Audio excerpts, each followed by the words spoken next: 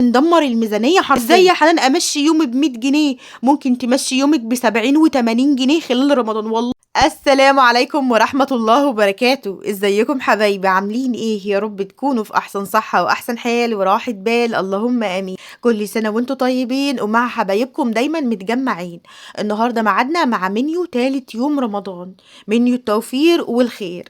بأمر الله هنعمل وجبات كده اقتصادية هتناسب اي ميزانية، وكمان هتكون شهية وجميلة جدا للولاد على السفرة. وهنعمل مع بعض كده القطايف بكل التفاصيل بتاعتها بتكلفة اقتصادية غير مكلفة بالمرة، وفي أقل وقت هتعملي أكبر كمية.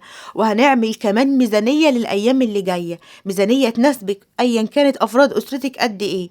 تابع معايا الفيديو للنهاية، بأمر الله تعجبك الأفكار اللي داخل الفيديو. بس هقولك على خطوات هتمشي عليها، هي دي اللي هتفرق معاك كتير وهتملى بيتك خير طول شهر رمضان. خير في الوقت، خير في الفلوس، وخير كمان في المجهود. نصلي على الرسول، اللهم صلي وسلم وزد وبارك عليك يا حبيبي يا رسول الله. اول مره بتشوفيني ما تنسيش الاشتراك واللايك. لو من حبايبي اللي معايا في القناه من الاول، كلمه حلوه منكم هتشجعني. ويلا بينا بسرعه كده ندخل على السحور. بدات معاكم كده اليوم من اوله، من اول السحور لحد الفطار. اول حاجه يا بنات عملتها قالت كده حبه بطاطس. وزي ما قلت لك بالنسبه للبطاطس، حابه ان انت تقشريها وتخليها للاسبوع وتنقعيها في ملح في التلاجة عندك من تحت وفي طبق ميه، هتفضل معاكي اسبوع كامل.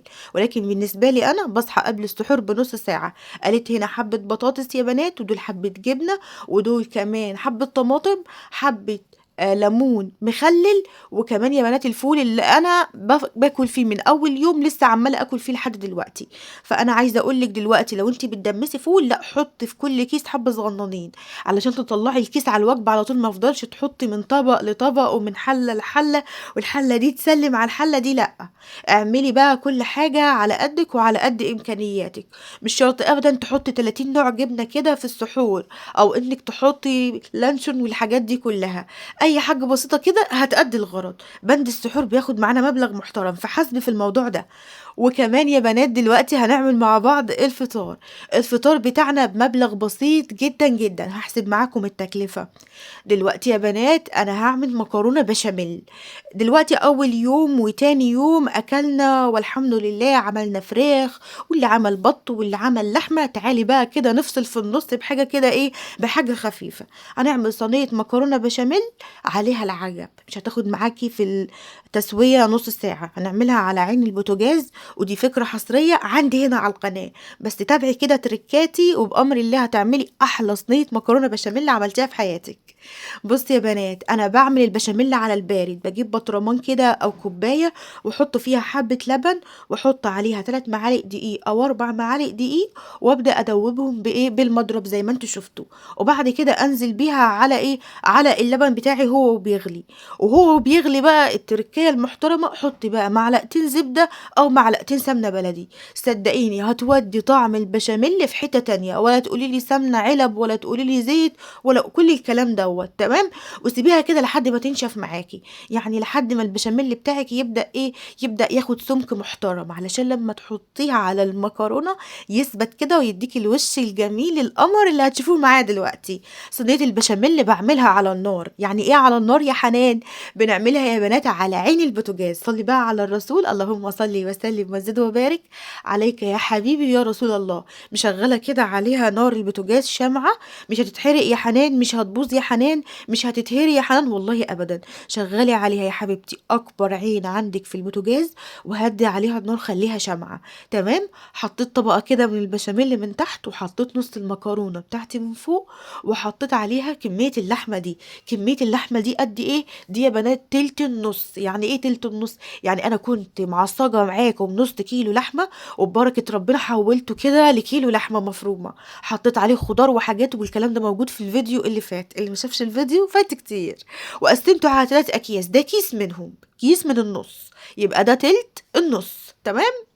وبعد كده يا بنات نبدأ ننزل بإيه؟ ننزل بالبشاميل بتاعنا.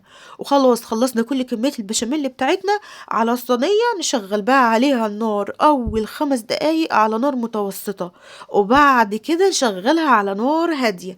أول ما نحس صينية المكرونة كده بدأت تشف معانا، يبقى هي خلاص كده شفت من تحت وخدت معانا اللون المحترم. الخطوة ديّة هتوفّر عليكِ وقت، هتوفّر عليكِ مجهود، وهتوفّر عليكِ فلوس كمان. إزاي يا حنان؟ هاقول لِك دلوقتي. بس في الأول كده كان عندي كام سمبوساية من امبارح. السمبوسة دي يا بنات أنا كنت عايناها في كيس تمام، وحاطاها في الفريزر. كنت جايبة لفة سمبوسة وأكلنا منها امبارح تاني يوم رمضان، وفضل مني الكمية دي، حطيتها في كيس كده وعينتها تمام. وبعد كده يا بنات حطيت صينية المكرونة وسِبتها إيه، وسِبتها تاخد وتدّي كده على النار، على بال ما بقى ما صينية المكرونة تبدأ تشِف معانا على نار البوتاجاز. هتاخد نقول ربع ساعة وتبدأ تشِف كده، هنحس إنها احمرِّت من تحت تمام. هنروح نعمل إيه، هنروح نعمل القطايف. تعالي نشوف بقى خطوة القطايف والحركة الذكية اللي ممكن تعمليها وأنتِ بتعملي قطايف، مش ممكن تبوظ منِّك أبدًا، أبدًا لو عملتِ الخطوات ديّة. هتعملي إيه، هتجيبي يا حبيبة قلبي نقول 4 كوبايات من الدقيق، وأنا عايرتهم معاكم بالمَج تمام. وتجيبي مَج كده من المَيّة الدافية وتحطّي عليه معلقة ونُص من الخميرة الفورية تمام. وتدوّبيهم كده مع ذرة ملح مع معلقة سكر. حابة تحطّي سكر تمام، مش حابة تحطّي سكر تمام برضه. وبنفس عدد الكوبايات اللي أنتِ عملتِ بيهم الدقيق، يعني هتعملي 5 كوبايات دقيق، حطّي قبالهم أو قصادهم 5 كوبايات مَيّة. نصلي على الرسول، اللهم صل وسلم وزد وبارك عليك يا حبيبي يا رسول الله. حطي 5 كوبايات ميه، حطيتي 4 كوبايات دقيق، حطي قصادهم 4 كوبايات ميه. وفي الكبه بتاعتك وانزلي بالخليط ده كله مره واحده، عايزينه خليط كده ناعم وكريمي. شفتي وهم بيعملوا كده القطايف على الصاج بيبقى ناعمه كده وكريميه وسايبه، يعني ايه هتبقى حلوه جدا. وفي نفس الوقت يا بنات مش مكلفة بالمرة. مش عندك الكبة اعمليها في شوب الخلاط، ولكن انا عشان عندي الكبة اكبر من شفش بتاع الخلاط فعملتها في الكبة برضه هتطلع زي الفل. انزلي بقى بكمية المية بتاعتك سنة سنة وواحدة واحدة. والله حسيت ان لسه العجينة يابسة، حتى لو حطيتي 4 كوبايات زودي نص كوباية كمان تمام. وبعد كده يا بنات اضربيها ضربة محترمة، اضربي فيها مرة واتنين وتلاتة واربعة. عايزين عجينة ناعمة ما تكونش مخرزة. في ناس بتصفيها ولكن احنا مش هنصفيها ولا اي حاجة، احنا بس هنكتفي بان احنا نضربها كذا ضربة. وهتكون كريمية بالشكل ده. وانت كمان وبتضربيها كده بتساعدي ان الخميرة الفورية تبدأ تتفاعل كده مع ايه، مع الدقيق. وكمان يا بنات نسيت اقول لكم ان لازم يا بنات المية تكون دافية تمام. في بقى إضافة هنا، حابة تضيفيها يا حبيبتي ضيفيها، مش حابة تضيفيها ما تضيفيهاش. معلقة نشا ومعلقة لبن بودر. ما عندكيش نشا ما عندكيش لبن بودر اعمليها والله هتطلع زي الفل. يعني هم بتوع المحلات هيحطوا لك لبن بودر، ممكن يكونوا بيحطوا نشا لكن مش هيحطوا لبن بودر. وادي صينية المكرونة بشاميل. بعد يا بنات ما تكتكت معايا على عين البوتاجاز، خدت الوش ده على العين يا حنان والله ابدا. الوش ده يا بنات انا دخلتها تحت الفرن حوالي 5 دقايق، 5 دقايق تحت الشواية مش تحت الفرن، الشواية بس. خدت معايا 5 دقايق تحت الشواية. بصي بتوفري وقت، 10 دقايق هتكون خلاص طلعت من الفرن. بتوفري انك تشغلي الفرن بتاعتك والنار بتاعت الفرن انتوا عارفين كمية النار، بتوفري انبوبة. وبتوفري مجهود بقى شيل وحط وحط وشيل، لأ انت كده بتحطيها تحت الشواية 5 دقايق بس. خلي بالك منها عشان ما ايه، ما تتحرقش منك. وبعد كده تبدأي تطلعيها كده على التقديم. في ناس بتحب تاكلها سخنة، في ناس بتحب تاكلها ساقعة. انا بحبها كده تكون سخنة، تكون يعني مطلعة البخار زي ما انتوا شايفين كده تمام. وبالنسبة للسمبوسة يا بنات، يعني طبق السمبوسة ده هيكون 100 فل وعشرة. عندنا تلت كيلو لحمة وعندنا كيلو مكرونة، احسبي الحسبة كلها هتلاقيها 70 80 جنيه. أكلة لحوم لأسرة 6 أفراد، والله والله احنا أسرة 6 أفراد. والأكل ده بيكفي وبيشبع وبيدفي. ملكيش علاقة بحد، ملكيش دعوة بحد. عيشي على قدك وعلى قد إمكانياتك حتى في رمضان يا حنان ده بالذات في رمضان، لان في ناس بتطلع من رمضان مديونة. شايفين اللون من تحت؟ حبيت اوريكم لون المكرونة من تحت، لونها ذهبي وزي الفل والله. وما شغلت عليها الفرن بتاعة البوتاجاز، اللون ده هي واخداه على العين بتاعة البوتاجاز يا بنات. وشايفين ادي 6 اطباق اهو، في منهم اطباق صغيرة كده للصغيرين واطباق كبيرة للكبار، وعندك نفس الكلام. وفضلوا معايا برضو قطعتين. بسم الله ما شاء الله، تلت النص من الكيلو لحمة عمل معاها كمية محترمة. مش شرط تحط فراخ ولا شرط تحط لحوم، مشيها وجبات خفيفة على وجبات تقيلة طول شهر رمضان. مشيها وجبتين لحوم مثلا لحمة وسمك، لحمة وفراخ، ومشيها وجبة زي دي، صينية مكرونة بشاميل، حبة عيش بلحمة، مثلا حبة كفتة كده بالصلصة وبالرز، وهتمشي والله العظيم، وهتكون رضا، وهتكون ألف شكر وألف حمد من عند ربنا. نروح بعد كده للعصير. أنا من الناس يا بنات اللي ما بقدمش العصير مع الأكل، يعني احنا بنشرب العصير وبناكل بلحة، وبعد كده بنروح نصلي، وبعد كده بنرجع نحط الأكل بتاعنا. تمام؟ مين زي كده؟ اكتبولي برضو في التعليقات. هنشوف دلوقتي يا بنات القطايف والحشوة بتاعتها، وهل فعلا نجحت معايا وطلعت معايا حلوة ولا لا، وهتشوفوها في القلي، وكمان هوريكم شكلها، وهوريكي طريقة الحشو اللي مش ممكن تفرغ معاكي ابدا، وهتكون جميلة جدا جدا في الاكل كمان. تمام؟ نصلي على الرسول. اللهم صل وسلم وزد وبارك عليك يا حبيبي يا رسول الله. امشي بقى على قدك وعلى قد امكانياتك، حاولي ان انت تظبطي ميزانيتك. لو اول اسبوع هرب منك، لا امسكي الاسبوع اللي بعده، شوفي ايه اللحوم اللي موجودة عندك دلوقتي، وابدأي شكليها على حسب ايامك. يعني اول يوم انا هعمل كذا. مش غلط ابدا على فكرة انك انت تمسكي ورقة وقلم وتخططي بالحاجات اللي موجودة عندك وتمشي بيها بيتك. مش شرط ابدا انك انت مثلا تعملي على السفرة بتاعتك لحمة وفراخ ومكرونة بشاميل وجلاش، لا عشان احنا في رمضان. لا يا بنات، ده احنا كده في الدمار، احنا كده بندمر الميزانية حرفيا. حاولي انت توفري، تمسكي ايدك من المصاريف، تمسكي ايدك بقى من النزول والطلوع. دلوقتي مفيش نزول خالص، الحاجات اللي موجودة عندك اكتفي بيها. حاولي تعملي حاجاتك في البيت زي كده. حبة قطايف زي دول هيوفروا عليك كتير. جبت نص كيلو قطايف ب25 جنيه، والله يا بنات يعني انا حسيت ان انا مكلتش، يعني حبة في الطبق كده وعملتهم معاكم. دلوقتي القطايف بدأت اسويها يا بنات، شايفين شكلها؟ بسم الله ما شاء الله. بالنسبة للتسوية ازاي؟ صينية تكون تقيلة ما تكونش خفيفة، تحطيها على النار وتهدي عليها النار شمعة. الصينية ديت فرشة كده وحبة زيت، وتعكسيها يا دوبك تلمسيها كده بحبة زيت. تمام؟ كل مرة. وبعد كده تبدأي تصبي الخليط بتاعك، هتصبيه بالشكل ده. تمام؟ هتسيبيها لحد ما تبدأ تشف تشف تشف، والعجين يبدأ يختفي خالص تماما، وبعد كده تبدأي تطلعيها. تمام؟ بس انت وبتطلعي عشان ما تلزقش بدنك في بعضها، يستحسن ان انت تحطيها على قماشة عشان هي بتعرق يا بنات. شايفين؟ بسم الله ما شاء الله، طرية وزي الفل. حبة القطايف دول مش هيكلفوكي حاجة، يعني كيلو الا ربع من الدقيق عمل معايا اكتر من كيلو قطايف. طبعا ضايفين مية، ضايفين مش عارفة ايه، فالحجم اتضاعف بسم الله ما شاء الله.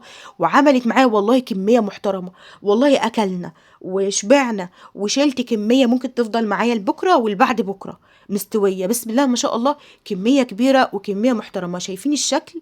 حابة بقى تخليها تحمر عن كده خليها، حابة تطلع بيضة وفاتحة زي كده برضو طلعيها. تمام؟ بالنسبة للناس ممكن تعلق وتقولي اللون مش زي اللي بنجيبها من بره، بس والله لو حابة انها تحمر عن كده هتحمر معاك عادي. يعني شايفين واحدة اهي حمرا وواحدة فاتحة. عندي فول سوداني بدأت احطه في كيس بالشكل ده لو مش عندك مش عندك كبة ولا مطحنة ولا اي حاجة، اعملي الخطوة دي. تمام؟ حطي الفول في كيس، وهاتي يد الهونة او اي حاجة تقيلة عنك، وابدأي يا حبيبة قلبي دقيه بالشكل ده. تمام؟ يعني على حسب ما انت بتحبيه بقى. وبعد كده ضيفي عليه جوز الهند، ممكن كمان تعمليه بالسمسم، انا بحب اللي بالسمسم بعشقه. وحط عليه معلقتين من السكر، وبعد كده حط عليه معلقتين من الشربات التقيل. وبعد كده ابدأي خلطي الخليط ده كله مع بعضه، وابدأي احشي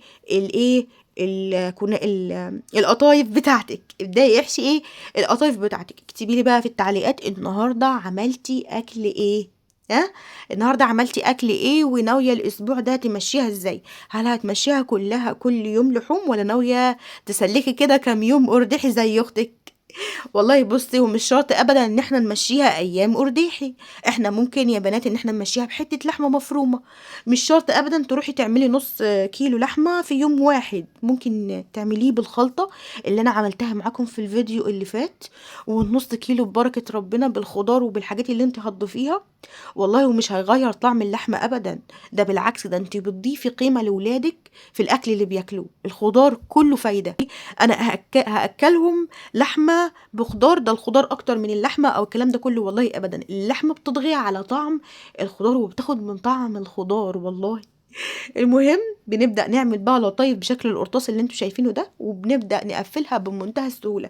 لو القطايف دي مش ناجحة ما كانتش اتقفلت معايا بسهولة زي ما انتوا شايفين كده، كانت طلعت ناشفة. لو القطايف دي مش ناجحة كانت اتفتحت معايا في النص. وانتوا عارفين الحكاية دي، احنا احيانا بنجيب قطايف من بره واول ما بنروح نقفلها، يعني القطايف اللي انا جبتها اخر مرة واسمي جايباها من محل، والله فيها كام واحدة يا بنات اتقسمت. يعني انا بتني القطايف كده علشان اقفلها، من الناحية التانية اتقسمت والحشو بتاعها اتفتح، وهي لسه ما استوتش وهي لسه ما دخلتش على النار. والله ما في واحدة منهم من اللي انا بعملهم دول اتفتحت ولا اتقسمت بالطريقة اللي قلت لكم عليها. امشي بس بالخطوات وامشي بس بالمقادير اللي انا قلت لكم عليها في اول الفيديو، وبامر الله تطلع معاكي حلوه. وهوريكي دلوقتي كمان في التسويه شكلها عامل ازاي. بسم الله ما شاء الله زي الفل. ميزانيتي بمشيها ازاي واحنا 6 افراد طول شهر رمضان، من غير ما احتاج ولا من غير ما احس ان انا مقصره مع اولادي ولا اي حاجه. حبيبه قلبي حافظي على اللي بين ايديكي. عندك فرخه استغليها احسن استغلال. ازاي يا حنان؟ تشيلي حته كده من الصدر وعينيها اليوم اعملي بيها صينيه مكرونه بشاميل، بدل ما تروحي تسويها كلها. بدل ما بتمسكي الفرخه وتحشيها رز وتعمليها وتتقسم معاكي كلها دفعه واحده، لا خلاص. اول ايام في رمضان كده حماده، والايام اللي جايه ايه حماده تاني خالص. خلاص من دلوقتي ابداي كده، اي حاجه بتعمليها شيلي منها قطعه. هتعملي كيلو لحمه شيلي منه قطعه وعينيه في التلاجة. بتعملي فرخه شيلي حته من الصدر وعينيها في التلاجة. والله هتلاقيها في يوم كده تسلكي بيها يوم في كده في رمضان. يعني ايه؟ يعني حته صدر فرخه على حته صدر فرخه نعمل صينيه مكرونه بشاميل، حته لحمه على حته لحمه نعمل حبه كفته بالرز. اه والله يعني لو طبقين كده والله هيفرقوا جدا. جنبهم حبة بطاطس مقليين، اعملي حبة شاورما فراخ، حبة شاورما لحمة وزودي لهم من الخضار، حبة عيش شاورما على العين بتاعة البوتاجاز، حبة عيش مش عارفة ايه. والله العظيم واحشي لهم واعملي لهم سندوتشات، اعملي عيش بلحمة. يعني بصي انت مش هتمشي وجبات قرديحة ابدا لو مشيتوا بالطريقة اللي بقولك عليها ديت، انك انت ما تعمليش حاجة كلها على بعضها. حاولي ان انت تعيني اي حاجة من كل حاجة بتعمليها. يعني اي حاجه من كل حاجه، سواء كانت لحوم بقى، سواء كان خضار، سواء كان اي حاجه لو انت مش مفرزه تمام. وهنا يا بنات نزلت القطايف على ايه؟ على زيت سخن زي ما انتم شايفين، وطالع معايا ذهبي ولونه زي الورد زي ما انتم شايفين. بسم الله ما شاء الله. ولا واحده فكه ولا واحده باظت مني ولا واحده اتحرقت مني ولا حصل لها اي حاجه. وبس النصيحه من اختك، لو انت هتعملي قطايف خصصي لها وقت. يعني ايه؟ يعني هتاخدي وقت كده وانت واقفه على عين البوتاجاز وانت بتعمليها في الاول خالص. يعني وانت بتسويها اصلا بتعملي العجينه بتاعه القطايف مش هتاخد وقت، لكن وانت بتسوي العجينه عشان تفرديها تخليها فطيره اكيد فهمتوا قصدي، بتاخد وقت. على خصصي لها وقت. اصحي بدري كده شويه لو ناويه تعملي قطايف، واعملي لها ساعه واعمليها على النار. مش هتاخد معاكي والله بعد كده وقت خالص، هتطلع معاكي حلوة. هتعملي كمية محترمة. لو عندك عزومة هاتيها واعمليها، اعملي العجينة من بالليل وسويها من بالليل وغطيها وسيبيها تاني يوم الصبح، وغطيها بكيس وسيبيها تاني يوم الصبح وابدأي سويها. طب والله بتشرف وجميلة وحلوة.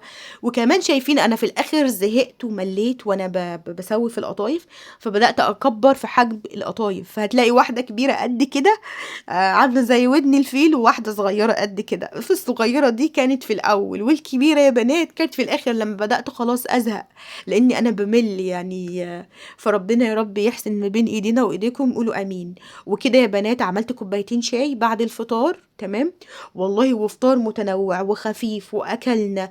اللي أكل سمبوسة كل، واللي أكل مكرونة بشاميل كل، ورضا والحمد لله وفضل وعدل من عند ربنا، وربنا يدومها نعمة علينا وعليكم. بعد كده يا بنات جبت ايه؟ كوبايتين كده من الشاي، وحطيت القطايف. طبعا هنشرب انا وباباهم الشاي، وبعد ما نشرب الشاي بقى اللي عايز يتناول له واحده كده قطايف ياكلها. والولاد طبعا اكلوا قطايف ما شربوش شاي. وكده كان 100 فل و10. ممكن تمشي يومك ان شاء الله ب100 جنيه داخل رمضان. ازاي يا حنان امشي يومي ب100 جنيه؟ ممكن تمشي يومك ب70 و80 جنيه خلال رمضان. والله ربنا بيسترها وبيعديها. اتمنى الفيديو بتاعي النهارده يكون عجبكم. لو عجبك الفيديو ما تنسيش الاشتراك واللايك وتفعيل زر الجرس. شارك الفيديو مع غيرك، والسلام عليكم ورحمة الله وبركاته.